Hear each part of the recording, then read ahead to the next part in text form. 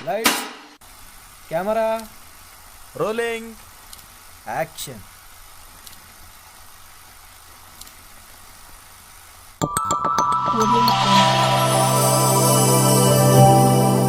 Audio Jungle.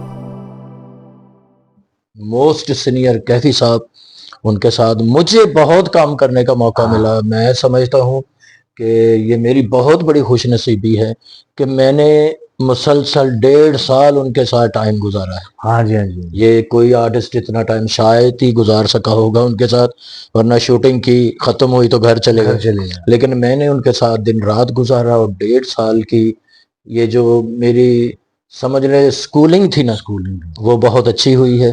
اور میرے لیے وہ بھی کریڈٹ کی بات ہے جو انہوں نے میری تعریف کی ہے. تو کیفی صاحب نے جب یہ ڈرامہ انہوں نے جو کہ پورے پنجاب میں وہ ڈرامہ انہوں نے کیا تھا، اس کا نام تھا جڑا نام اننے ٹھا جی.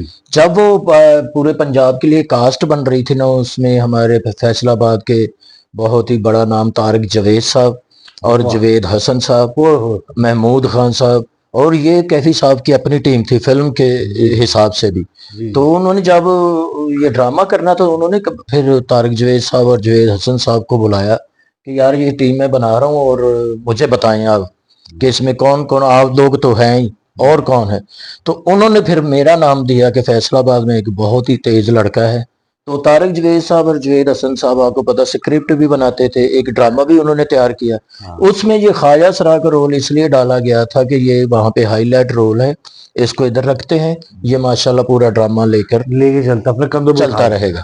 اور جب یہ ڈرامہ سٹارٹ ہوا تو اللہ تعالیٰ کا یہ کرم ایسا ہوا کہ کیفی صاحب نے باقاعدہ مجھے کھڑے ہو کے کہا کہ سخاوت ناز ہمارے ڈرامے کا برج ہے، ڈرامے کا پل ہے، باقی ساری ٹیم ہے اتوں لنگ کے جاندی ہے.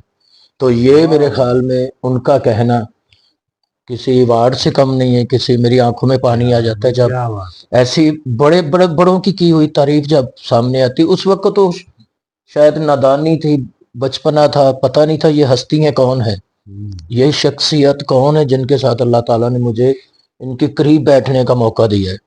تو جب وہ نہیں رہے تو اس وقت پھر احساس ہوا. لیکن ادب احترام اللہ کی رحمت سے سٹارٹ سے ہی تھا، اور آج تک بھی اتنا ہی ان کا ہے. میرا گھر میں کبھی کبھی بچے بھی کہتے پاپا یہ کون سی فلم ہے جو آپ دیکھتے رہتے ہیں، کیونکہ بلیک اینڈ وائٹ دور کی فلمیں ہیں وہ میں لگاتا ہوں تو میں اسی میں کھویا رہتا ہوں. کس سے متاثر ہو کے اس فیلڈ میں ہیں؟ سب سے پہلے جو کامیڈین پاکستان کے کامیڈین جو متاثر ہوتے ہیں میرے حساب سے، اور میں جس سے ہوا، وہ منور ظریف صاحب ہے. پردہ سکرین پر اس وقت ہم ڈرامے وغیرہ نہیں کرتے تھے، فلمیں دیکھتے تھے سکرین پہ. جب منور ظریف صاحب کو میں دیکھتا تھا تو مجھے لگتا تھا یہ کوئی نہ میرے اندر کی بات ہے، یہ کوئی اندر کی چیز ہے.